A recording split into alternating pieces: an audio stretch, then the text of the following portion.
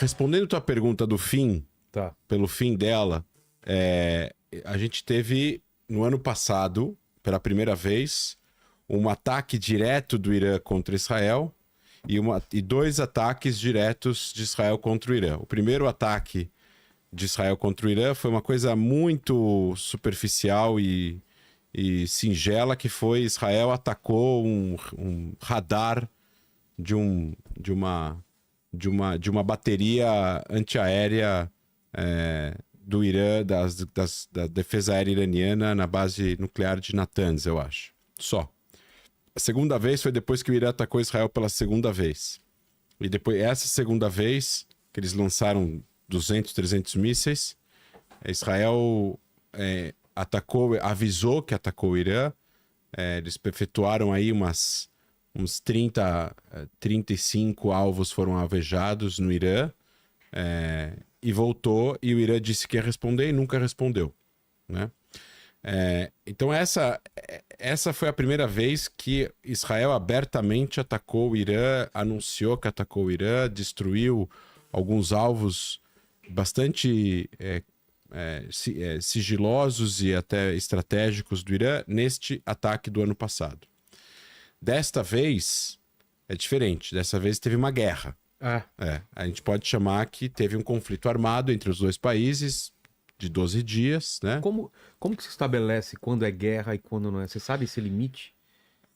O país anuncia que está em guerra com outro país e o outro país anuncia que está em guerra, né? É uma questão até jurídica, para você ter formal, uma ideia. né? Em Israel, as pessoas, o governo declara que está em guerra. Então, se, por exemplo, alguém morre, ou você tem uma destruição de um edifício, de uma casa, ou de um carro, qualquer coisa que acontece, feridos, soldados civis, o tipo de indenização que o Estado dá para essas pessoas, se é guerra, é diferente de ser uma operação militar. Seria mais um conflito de atrito e tudo mais. Uma guerra é outro nome bonito que nós damos para conflito armado, né? Armed conflict, em inglês. Então, entre Israel e Irã, desta vez, Israel saiu e anuncia o nome da operação.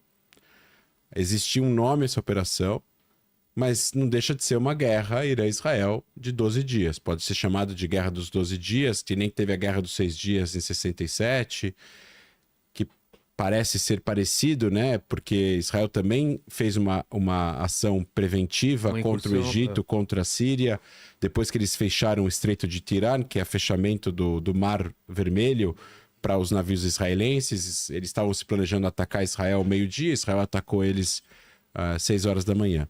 Então, é de fato uma guerra direta. Só que esta guerra que Israel lança na sexta-feira retrasada é um resultado de décadas de ações que o Irã fez. Pois não começa há 2 horas atrás. Então, por isso que muitas pessoas falam assim, não, mas Israel atacou o Irã, começou um conflito, invadiu a soberania do Irã, então é ilegal perante a lei internacional. Mas o Irã tem... Se existe o direito de defesa na Carta da ONU e nas convenções internacionais, quem decidiu que este ato de Israel foi o ato... foi o Marco Zero? Porque não é o Marco Zero. O Marco Zero é muito antes. O Marco Zero é todas as ações que o Irã fez nos últimos 46 anos... ao apoiar grupos terroristas, a fazer com que esses grupos terroristas ataquem Israel, e aí as pessoas falam, não, mas não é o Irã atacando Israel, é o grupo que está lá em Gaza, é o grupo que está lá no Líbano, é o grupo que está lá no Iêmen. São os Houthis, então é muito confortável, é muito confortável, né, para o governo dos ayatolás atacar Israel via Iêmen e não receber a retaliação que está prescrita na Carta das Nações Unidas de Direito de Defesa. Então eles... Todo o país tem o direito de... Se você é atacado, com certeza. Aí, obviamente, sua defesa tem que ser proporcional, alvos militares e tudo mais. Mas os Houthis não são um governo legítimo do Iêmen. Lutam uma guerra civil contra o governo sunita do Iêmen. São armados e financiados pelo Irã. Os mísseis balísticos que o Iêmen tem são iranianos. É a mesma arma que tem no Irã, tem no Iêmen. o know-how, os ensinamentos, a mesa de controle, todo o sistema de lançamento dos mísseis que o Iêmen manda para Israel são do Irã. Então, por que as pessoas não olham para isso e falam assim, é o Irã que está atacando Israel? Então, é muito confortável, por causa dessa brecha na interpretação da lei internacional, de um Estado usar atores não estatais para atingirem os seus inimigos e não receberem a retaliação. É chamada proxy war. Isso, guerra por procuração. E aí eles não recebem. E aí se alguém ataca eles, em vez de atacar os grupos, vocês estão violando a minha soberania. Então, aqui tem duas violações, né? A primeira violação, eles estão violando, esses grupos estão violando, são atores não estatais.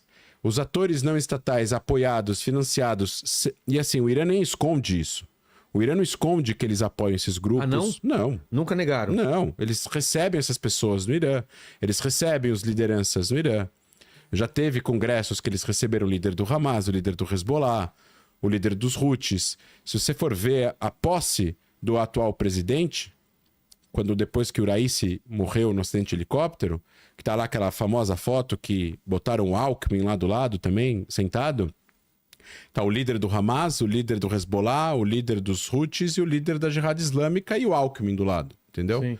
Então, inclusive daquela foto lá foram eliminados todos. Todos, eu não sei se o dos Houthis não foi ou não foi, acredito que não, e o da Jihad Islâmica não foi. Vê essa foto, você acha do Alckmin? O secretário-geral da Jihad Islâmica acredito que não foi eliminado, mas o do Hezbollah foi, o do Hamas foi, o Ismail Haniyeh, o do Hezbollah que estava lá também foi eliminado. Então, assim, isso é uma situação que a gente vive hoje em dia no mundo em 2025, que é um problema para os países. Porque, por um lado, você tem a lei internacional nua e crua, onde... muitos países, principalmente ditaduras religiosas e tudo mais, não obedecem à lei internacional, não se importam com compromissos diplomáticos, documentos assinados, multilateralismo. Eles não se importam com isso. Eles vão... Quando serve o propósito deles, eles vão e fazem. Quando não serve, eles não fazem. Então, assim, em que momento, nos últimos 2 anos, o Irã se importou com a lei internacional? Em que momento o Irã está respeitando o multilateralismo? Em que momento o Irã está sendo sincero? Aí, de repente, ele recebe um ataque preventivo gigantesco da maior força aérea da região, com um nível de inteligência absurdo, ultramente avançada, enganam as lideranças militares, com uma reunião da Força Aérea e da Defesa Aérea deles falsa, onde tá 30 pessoas, 20 pessoas, todas são eliminadas no mesmo local. Praticamente todas as lideranças militares das guardas revolucionárias, do setor de inteligência aérea, do setor de tecnologia militar, do setor de mísseis, de pesquisa aeroespacial iraniana, todos são mortos de uma vez só na sexta-feira de manhã. Então... quando eles recebem esse ataque, eles falam, não, isso é uma violação da soberania iraniana. Sim, Israel invadiu a soberania iraniana, mas o Irã tem invadido a soberania israelense há décadas. Ou o Hezbollah ter feito o que fez em 2006, ou no dia 8 de outubro de 2023, não é uma violação da soberania de Israel. Então, assim, eu estava falando isso hoje em outras entrevistas. O mundo pode, sim, se concentrar no multilateralismo e ver no que vai dar. Foi tentado a diplomacia e o multilateralismo com o Irã durante 30 anos, não surtiu resultado, foi avisado inúmeras vezes o que eles estavam fazendo. E eles continuaram fazendo, sob sanções econômicas, com dificuldades econômicas, prejudicando a própria população, e eles continuaram fazendo. A questão, e acho que a questão mais importante aqui, que as pessoas precisam entender é o seguinte: mas os países não são soberanos para fazerem o que bem entenderem? Sim, os países... Internamente, você está falando. Internamente. Os países são soberanos. O que resultou, e a gente vai voltar daqui a pouco para a história, o que resultou na revolução, esse governo atual iraniano, que é reconhecido pelo mundo, porque o mundo tem uma relação com o Irã, Foi um golpe militar. Um golpe religioso militar. Eles tomaram o poder. Tomaram o poder de outro regime autoritário, mas tomaram o poder. Não foram eleitos e tal. Então a gente tem uma situação de um governo que se impôs pela força há 46 anos. Esse governo, assim como outros governos que tem nessa região, estão lá, têm os seus exércitos, fazem seus treinamentos, têm as suas armas. Mas o que o Irã faz é que ele destoa na sua forma de agir em relação o que sai das fronteiras do Irã. Então, a Revolução Islâmica, ela exporta a revolução. Muito parecido com a ideia de Che Guevara em Cuba. Sim. Ele queria exportar a Revolução Cubana. Fidel queria ficar mais concentrado dentro, ele queria exportar a revolução, eles rompem, o Che Guevara vai embora. Aí ele vai para Angola, vai para Bolívia, e aí é morto na Bolívia. Então, eles querem exportar a ideia da revolução. Então, eles são agressivos e eles agem de forma não convencional para desestabilizar regimes que eles não concordam, ou países que eles não concordam, e eles vão financiar grupos nesses países para terem os seus tentáculos de influência armada nesses locais. Hezbollah no Líbano, Hamas e a Jihad Islâmica em Gaza, os Houthis no Iêmen, milícias xiitas ou pró-Irã no Iraque, milícias igualmente pró-Irã na Síria, além do governo sírio da época, Bashar al-Assad, que caiu, e por aí vai. E com isso eles conseguem ser eficazes no que diz respeito aos seus objetivos. Então, se eles querem atacar Israel, e eles querem lutar contra Israel, e eles não querem fazer isso diretamente por N motivos políticos, e porque eles não querem a sua soberania invadida, e porque eles querem gastar os soldados dos outros do que os seus, então eles vão fazer uma reunião com milícias na Síria, eles utilizam um prédio alugado pela embaixada, que nem aconteceu em abril do ano passado, que eles estavam usando um prédio adjacente à embaixada iraniana em Damasco, com uma reunião das forças Quds, que é o braço internacional das guardas revolucionárias, para fazer toda a parte de guia, orientação e know-how para o Hezbollah atacar de forma mais eficaz Israel. Eles estão, a partir daí, fazendo parte do conflito. Sim. Eles estão participando ativamente do conflito. É a mesma coisa se tivesse agora soldados e generais americanos em algum prédio em Israel ou fora de Israel, junto com generais israelenses, para decidir alvos em Gaza ou no Líbano ou no Irã. Eles estão participando da guerra se eles fazem isso. Então, a partir do momento que as guardas revolucionárias fazem isso, e eles fazem isso com dinheiro, com as armas, com inteligência, com o sistema que eles têm, porque eles são um país, o Hezbollah não é um país, o Hamas não é um país, mas o Irã é um país. Então, eles estão participando do conflito armado. Então, para ser um pouco mais claro sobre o passado, que acho que é importante, o Irã o Irã é o que sobrou do Império Persa. O Império Persa reinou por milhares de anos naquela região.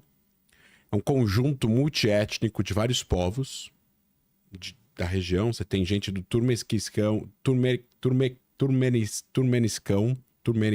esqueci o nome agora do país em inglês. Turquistão, né? Turquistão, você tem gente que tem descendência afegã, você tem gente que tem descendência curda, você tem descendência persa, você tem outras minorias, você tem cristãos, tem judeus.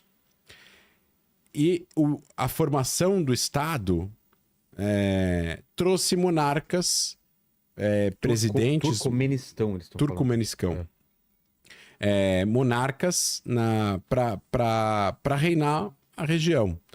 E não eram muito democráticos. Tinha um presidente que era democrático na década de 50, eu vou simplificar para o público que está escutando a gente. E aí teve, obviamente, meio que um golpe. Saiu, renunciou e entrou o Shah. O Shah Reza Pahlavi como um monarca de uma família real iraniana, persa, e ele era extremamente anti-periferia, ele era muito mais voltado para cidades, ele era extremamente cosmopolita, corrupto, liberal, e esse tipo de relação começou a ficar cada vez mais antagônica com as diversas tribos mais da periferia e do interior do continente, do país. Essas periferias e esses locais mais longínquos no Irã começam a se organizar.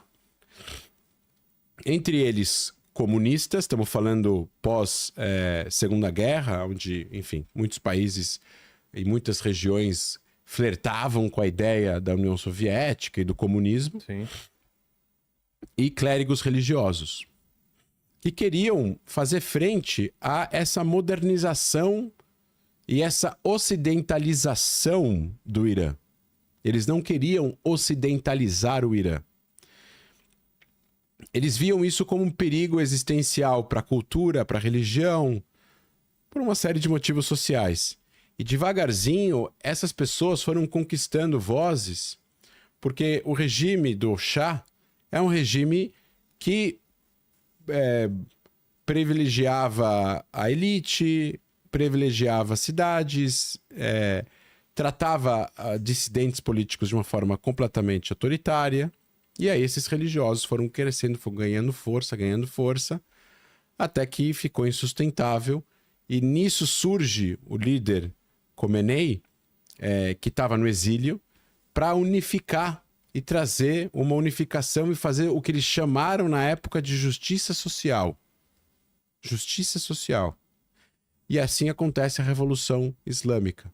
Através de uma ideia de justiça social que o Islã puro traz, como qualquer outra religião, né? Ajudar os pobres, ajudar caridade, ajudar os órfãos, né? Os deficientes físicos e por aí vai. E aí tem a Revolução Islâmica. A Revolução Islâmica ela acontece em um momento onde parte do Irã estava completamente insatisfeita com essa ocidentalização. O Shah era muito próximo dos Estados Unidos, muito próximo da Europa, tinha uma relação com Israel. E o ódio dos que eram contra o Shah era tão grande pelo Shah que tudo que o Shah gostava, eles passaram a odiar. E isso inclui os Estados Unidos e o Ocidente. E todos os valores que vêm junto com isso. Então, o ódio deles em relação aos Estados Unidos é muito grande e muito profundo e muito histórico. E com isso, juntou também o ódio a Israel. Por uma série de motivos de entendimento completamente equivocado da história entre Israel e os palestinos, Israel e os árabes. E de uma visão onde Israel protege os valores americanos na região. Mas não é que Israel protege os valores americanos na região porque recebe para proteger.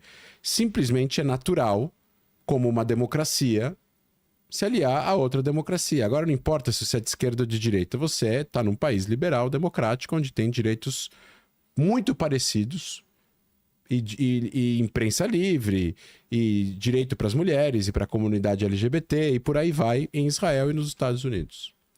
Então, a revolução, ela traz um elemento extremamente radical em relação à sua visão para com o Ocidente e o mundo livre, aonde eles veem isso como uma forma de imperialismo, eles veem o capitalismo como forma de imperialismo, então você tem uma junção aí de comunismo com fundamentalismo religioso, que a gente chama na academia de a aliança verde-vermelha, porque o verde seria a cor do fundamentalismo religioso, junto com a aliança vermelha, que seria o fundamentalismo comunista, no sentido cru da palavra. E aí você tem um desenvolvimento de um movimento que passa a controlar a região, né, do Irã. Então, e aí quebra-se as relações diplomáticas do Irã com vários países. Israel, Estados Unidos, países árabes moderados. Aí o Egito faz a paz com Israel, então o Irã quebra as relações com o Egito. E o Irã passa, para poder se proteger, a criar tentáculos de influência, porque a visão do regime é uma visão... As pessoas podem não gostar da palavra, mas é uma visão imperialista. É uma visão imperialista. Porque quem age como o Irã age tem uma visão imperialista. Você financiar grupos fora, você querer invadir países, você querer destruir países. Então, se o Irã fizesse tudo o que faz, aí voltando para o começo da minha fala, se o Irã fizesse tudo o que faz, mas ele não pregasse a destruição de Israel, ele não tivesse nos últimos 20, 30 anos essa retórica de destruir Israel, eles falam isso abertamente nas convenções, nos jornais, nas escolas, nas madraças, que são as escolas religiosas. E Morte à América também, né? Morte à América, Morte a Israel, fazem parada militar. Eles têm um militarismo muito exacerbado, um orgulho do exército iraniano, beira o fascismo. Então você vê que é uma mistura de visões autoritárias, uma forma de... Até anacrônica, né? de anacrônica e completamente bipolar de entender aí a função do exército, ameaças exacerbadas, discursos radicalizados, e aí você junta o discurso, a vontade e as ações. Quais são as ações? Passaram a construir um programa nuclear que começa a se transformar num programa nuclear mais militarizado nos anos 2003, 2004. Eles começam a produzir armas mais poderosas, um projeto de mísseis balísticos, um programa aeroespacial. O Irã, isso é uma coisa interessante, o Irã está pretendendo levar alguém para a Lua? Não. Então por que eles têm um programa de aeroespacial de mísseis intercontinentais? Assim, países que têm um programa de mísseis intercontinentais, eles fazem isso por 2 motivos. Ou para colocar satélite no ar, na atmosfera, ou para jogar uma bomba atômica.